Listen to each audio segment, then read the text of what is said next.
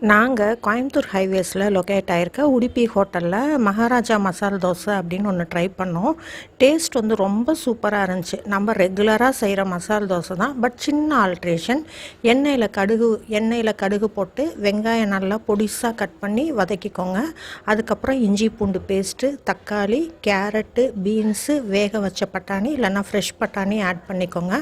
கண்டிப்பாக முந்திரி பருப்பு சேர்க்கணும்.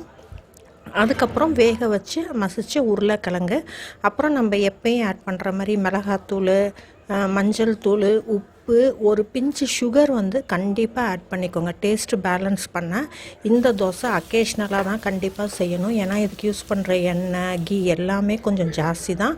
நார்மலாக நல்லா மெலிசாக ரோஸ்ட்டாக ஒரு தோசை ஊற்றிட்டு சென்டரில் மசால் வச்சுக்கோங்க. பட் ஆக்சுவலாக அவங்க வந்து ஃபுல்லாக மசால் வந்து தேய்ச்சி கொடுத்துருந்தாங்க. பட் நான் எப்பயும் இப்படி தான் வைப்பேன். திருப்பி போட்டு கொஞ்சமாக நெய் விட்டு சாப்பிட்டேன்.